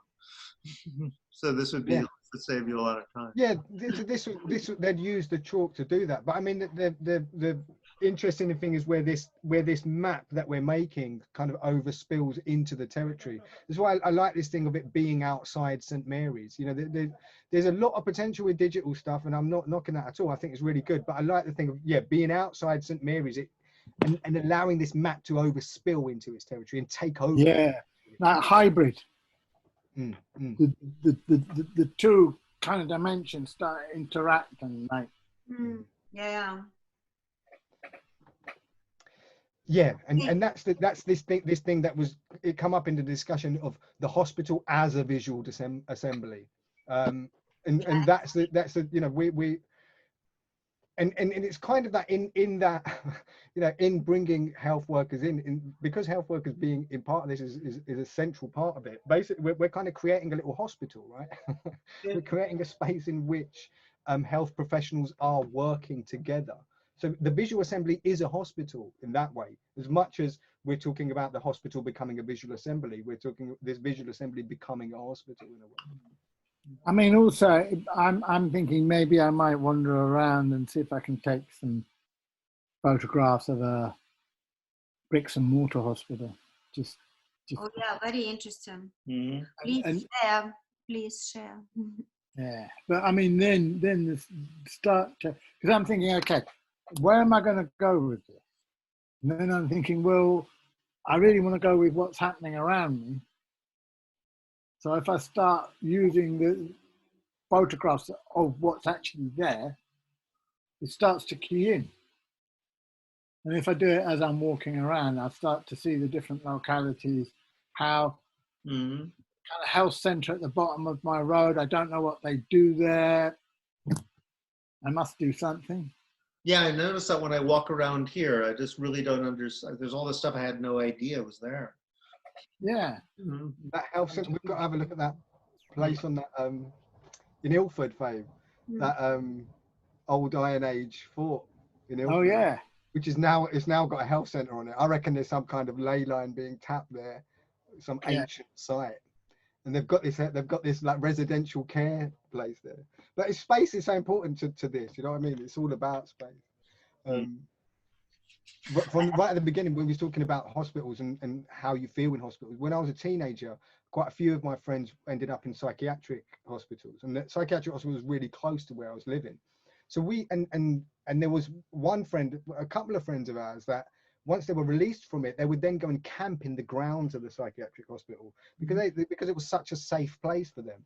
And we used to often hang out there, you know, and we'd find that it was a space that we could actually go and hang out with our friends because half of them were in there, and actually just be able to feel kind of safe. Yeah, so I think it's this, you know, and with COVID as well, it's all about access to space, and that space in your home being a space of healing. Stay in your home, but people have been fucking dying because they ain't going out of their homes, and being turned away from hospitals. So it's, yeah, I think that space is really important, to be out in the space and in the mental hospitals 100 years ago, they used to have their own breweries. Really? Yeah, their own farms. And, they took so much activity within their community. I mean, it was just like, you read about this and it's just like, you know, a bit like monasteries. Monasteries used to have their own breweries as well. So, you know, and I think the monastery and the hospital, certainly in Europe, have a shared history. And the school, and there's these spaces that do, don't they? Yeah, and you know, and the way that it used to be, the nurses used to dress like nuns, because originally they were nuns. You were, yeah. So you have this sort of transition, and then you have the leper hospitals, which were basically like an asylum to separate lepers from the rest of society, and were the Hospitallers a monastic order? Because like the Knights Templar were a monastic order, and the Hospitallers. Yes, indeed they were. Yes, they were. It's very interesting that museums also kind of coming out of the churches and as a replacement of churches, and it looks like hospitals are very much the same. You know, sort of division of the what had formerly been the sort of sacred domain. Yeah. And in this case, we just finished now text with David about that is ending up with this Russian cosmism and the attempt to achieve immortality. And it's interesting that Javin was talking about this 1%. Now she was talking about 1% who is trying now to suck all resources and achieve immortality for themselves. Right. So this is the logical end of their attempt to create is the destruction of everything else. Yeah. So the end of the age of divinity, isn't it? Yeah, truly. Yeah. Yeah, and then you can also talk about Russian avant-garde, who was actually wanted to stop making art in attempt to make every human being as the art piece, or recognize every human being an art piece. And in this case, hospital is the ideal museum where like every human being who is there is like being taken care of and treated as a value in themselves, rather like a work of art would be. Yeah. So you have a relationship, unique value, and have a relationship among people instead of relationship between people and objects that you preserve. Yeah, and so this Nikolai Fedorov, the original Russian cosmism, he was saying that museum is the earth of humanity that's traveling through the universe. So that's where we have to put all our attempts and resources to preserve and to heal and to kind of make you live forever, things like that. So. Interesting. Yeah, but like I don't know a lot about NHS. If we have time, maybe we can ask actual NHS workers if it's possible to change anything. All of the activists who's trying to change anything in NHS. So now it's like it's only my understanding, but I'm outsider. So NHS trying to get more money to pay more to the people who is working in NHS. But because NHS is like any other Western hospital is designed as a factory, the money will go from up down. Basically, the managers will be more right. The managers decide who gets the money, so they tend to decide who goes to the managers. Yeah. So that's how it goes. I'm just checking what is the status of the current NHS situation. Well, no, the money comes from local commissioning groups. There's clinical commissioning groups. They decide. And the government sort of decides what they decide. So it's very bureaucratic. It's not really about the managers at all. So it's very political. It's all very political. And really, at the moment, we need to be putting more pressure on the government to make the right decisions. So it's incredibly political at the moment as well, like more than usual because of everything that's going on with COVID, and they've kind of lifted lockdown essentially now, or effectively now. It's going to be a complete shit show. We're going to have, I mean, we've mentioned it already. It's going to, the infection rate, the death rate, it's all going to rise. You know, it's inevitable now. And, you know, they've opened pubs. It's just going to be carnage, really. And people aren't going to be, and that's what the government want. And they're going to blame the public. And it's just going to be more shenanigans of the same kind, really. So I think they're covering. I mean, they are. Boris is having to concede to what the consensus is. So it is actually possible to make a bit of a change at the moment because everyone's really riled up. They've been clapping and all of that stuff every week. So people are really a bit more engaged at the moment. So we can actually. I don't know if that's what you were saying, but yeah, we can actually. Like, you know, there has been a significant U-turn in one of the immigration policies. Yeah. That's to do with relating access to the NHS.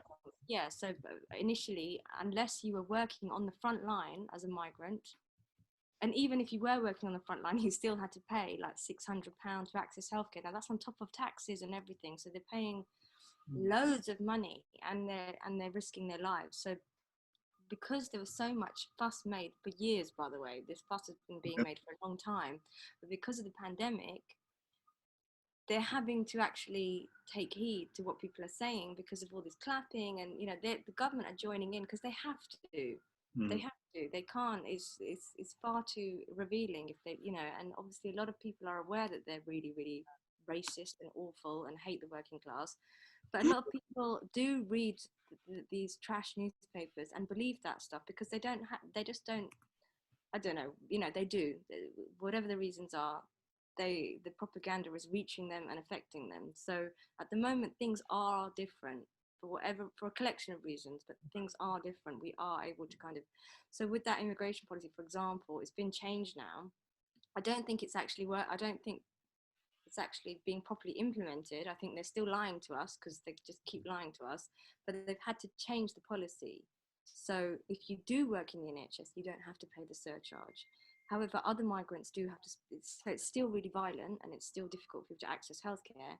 But if you've risked your life to work for barely anything, you don't have to pay this £400 or £600, I can't remember now, but you don't have to pay. Is it a month you pay or what? What is that? Access healthcare. So if you actually need support, you have to pay a lot of money.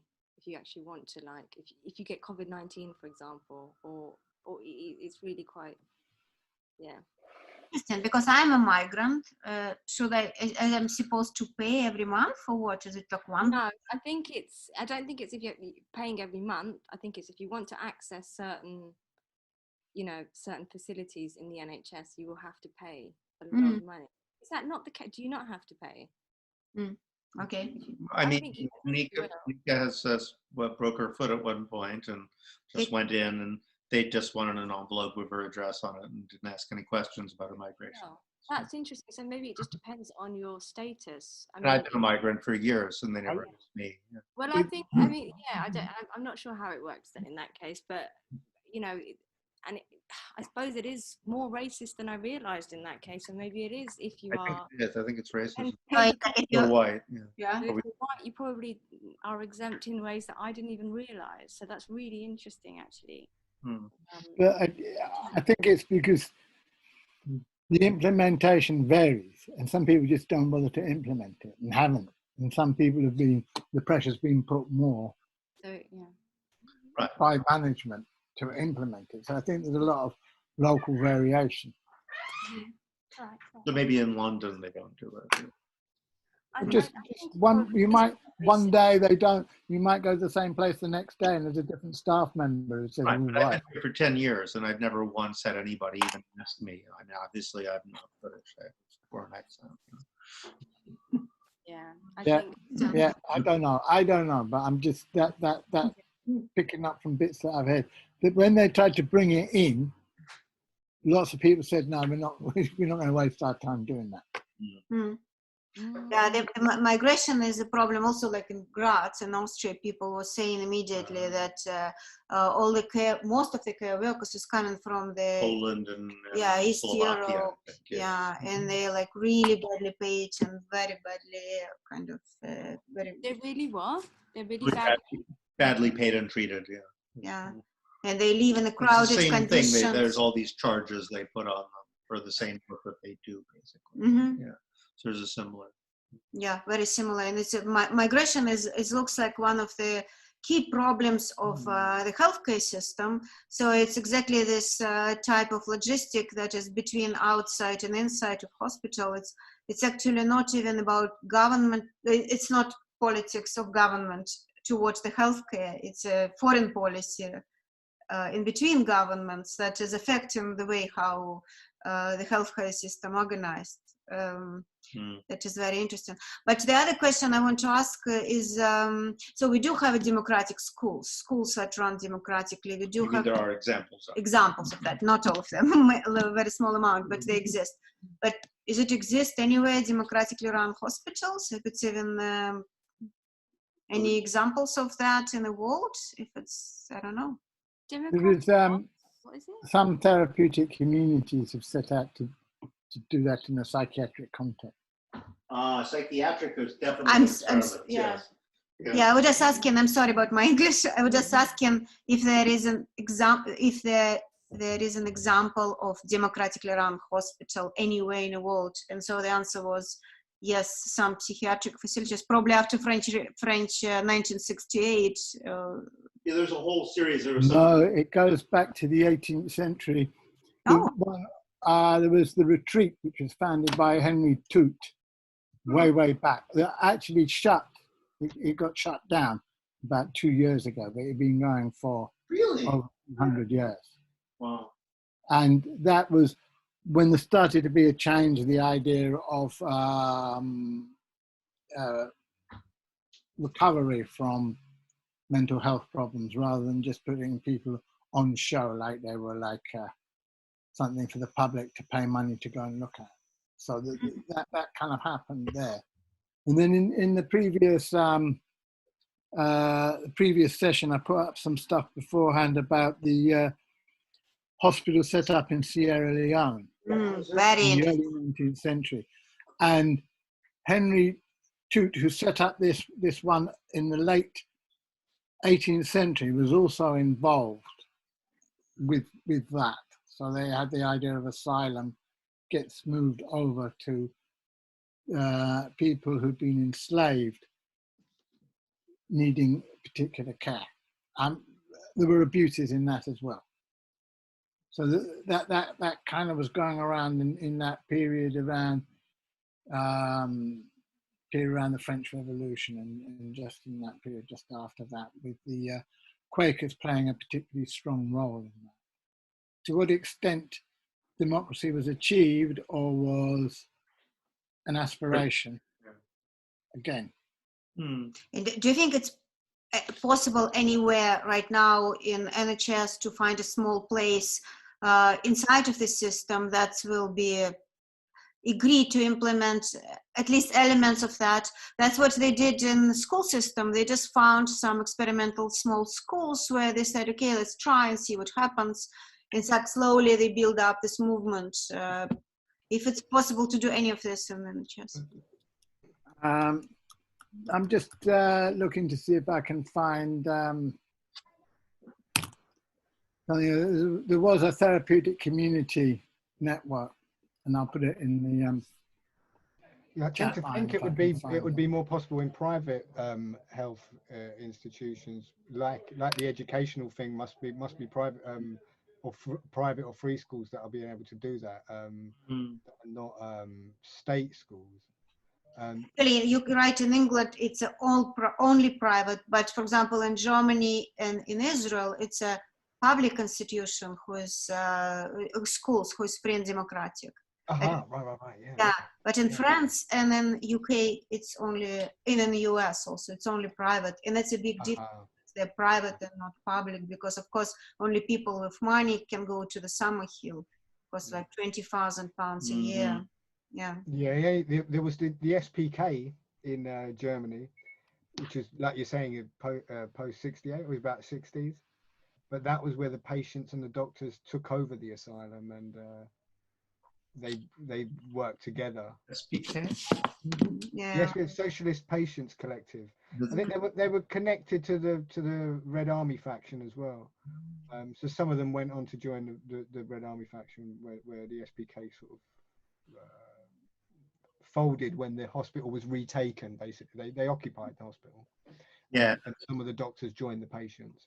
And then there was a cover band in Australia who used to have the same name. The Red Army faction or the SPK? The SPK.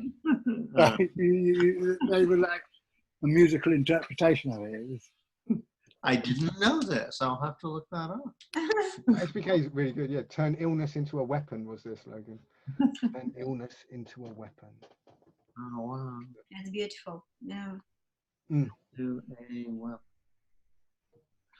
So basically, like they because it's a silent. I understand that Ale, like So you don't think it's actually even any chance to experiment in? Not at the moment. I think at the moment, you know, we're not even able to go into our places of work as therapists because they're completely taken over by COVID-related.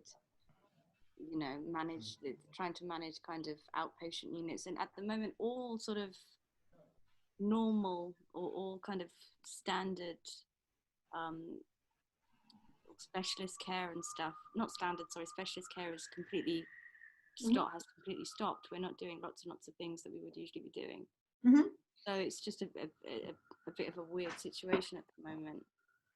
But I can have a little word around and see. I don't think that there's much scope for it at the moment, just because of, and also at the NHS, like people like me are saying, don't go out, don't do things, you know, be safe, stay at home. So it's a bit of a conflict of interest there. But I can have a look and see if there are spaces that are available, because on the, you know, kind of on the flip side, there might be somewhere that is available. I'm just thinking as I'm talking about it, I don't know. No, I think that is that, you know, I've heard of a few instances where I don't know what James's experience is, because you're going in, Jim, are you, to the hospital And whether the failure of management or the space created by COVID, or the kind of emergency that's been created, has that allowed for more democratic decision making on the wards?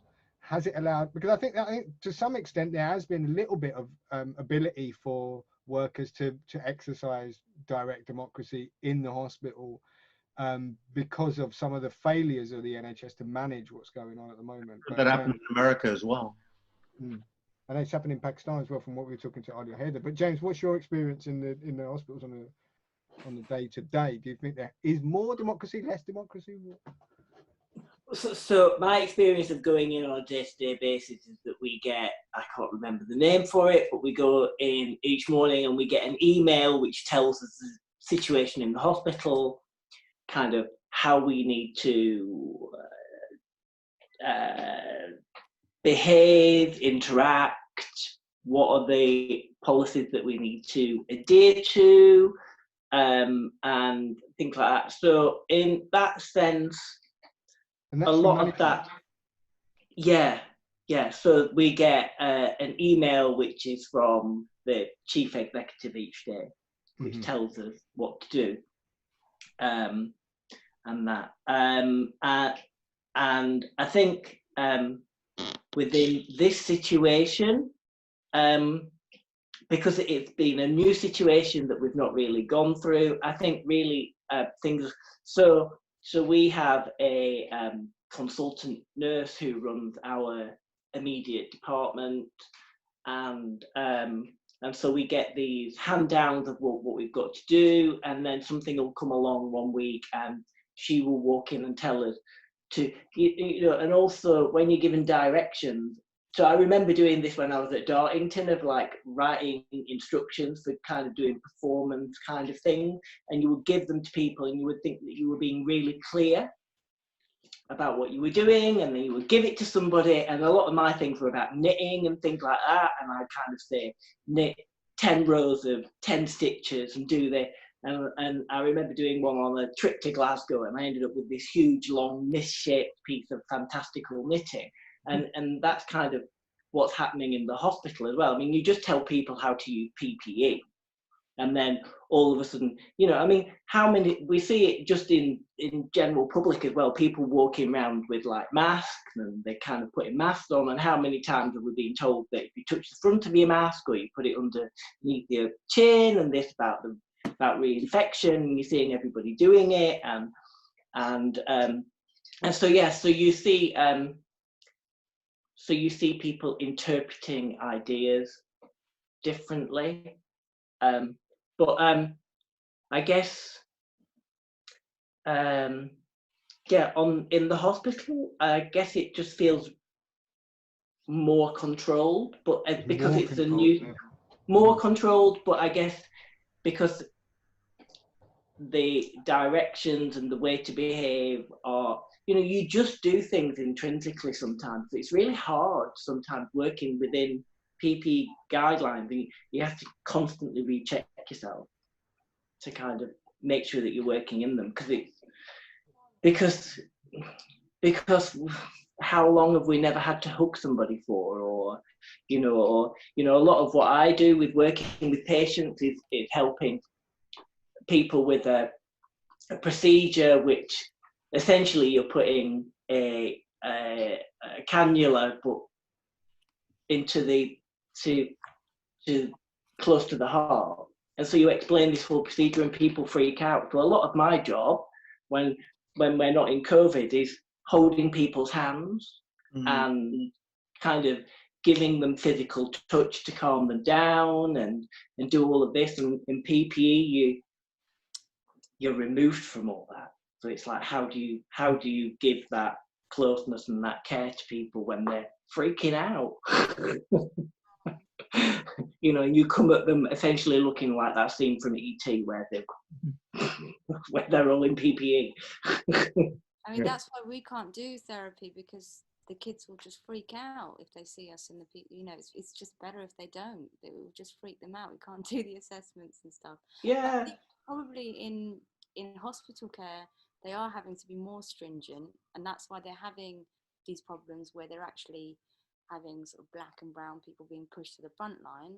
Mm. And they're having to do what they're told. In our service, we are able to think more creatively because it's a different service. It's therapy. It's like that. You know, it's a bit different, and we are having it's weird times. More kids are killing themselves at the moment. So we're having, and we're not getting any support other than our team.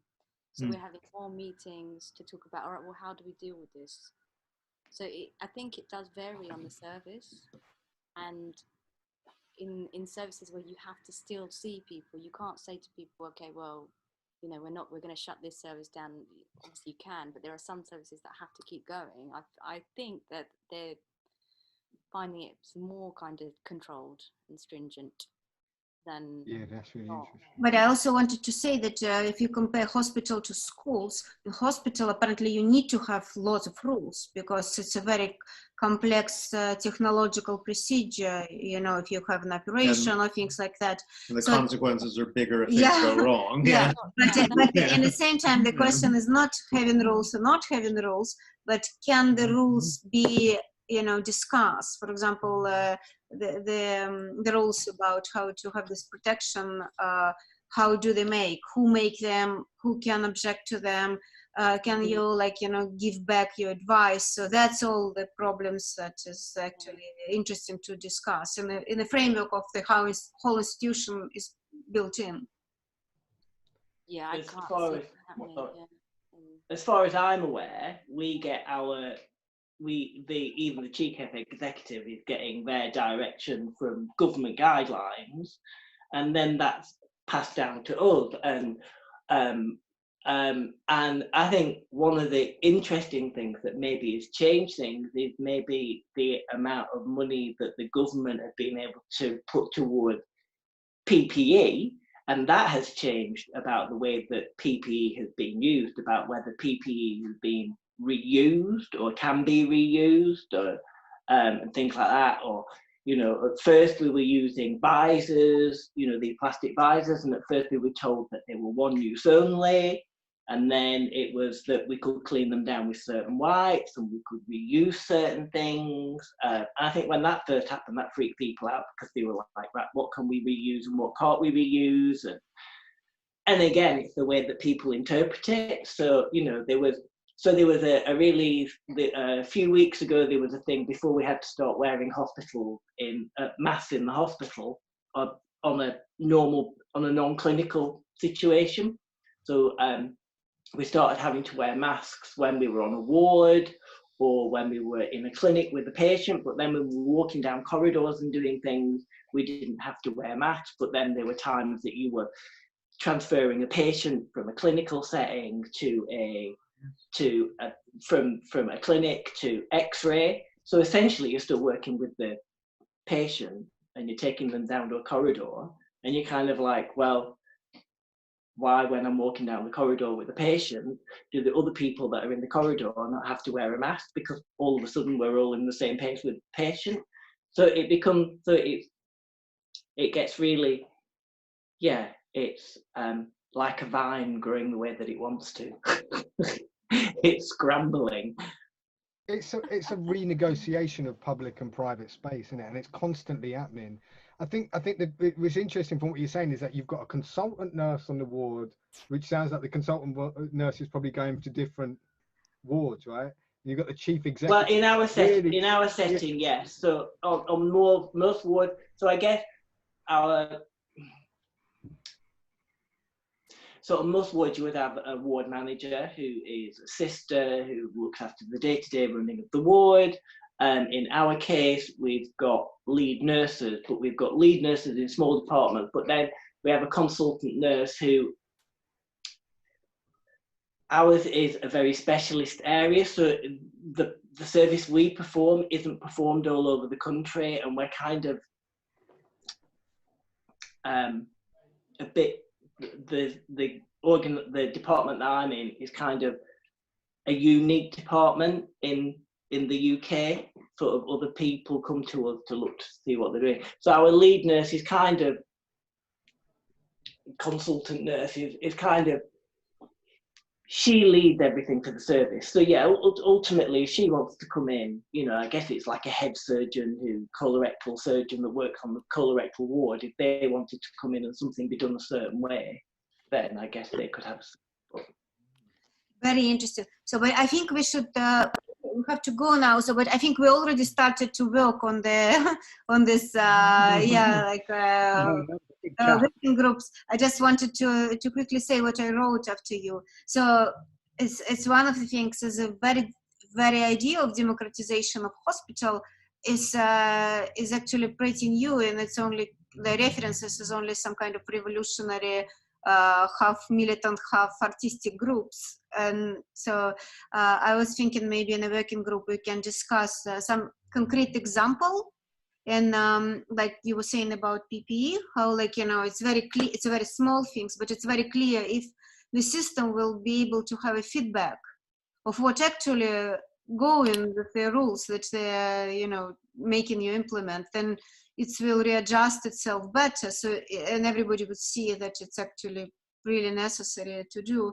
And then migration and hospital, that was Ali was saying, and that was people from Graz was saying too, that's like a very big deal because many of the care workers are migrants. Yeah, and then I would just maybe write privately to Fabian and do my own research about board games because I'm so fascinated about that. It's kind of cool. Yeah, that's so cool. Maybe we should do like, you know, parallel project with the board games. So we'll have the that would be very, yeah, I welcome that. That would be good. Yeah. Okay. Communist Hospital, the game. Yeah, Communist Hospital, the game.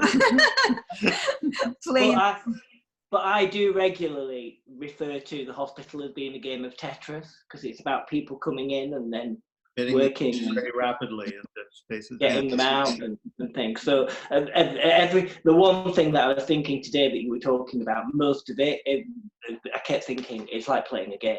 It's like playing a board. Oh, cool. Yeah.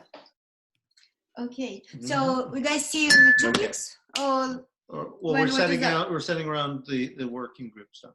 Okay, cool. Thank you. Brilliant. Nice one. Cheers, guys. All right, really fun. Wicked discussion. Yeah. Bye. See you in a bit. Bye. Bye-bye.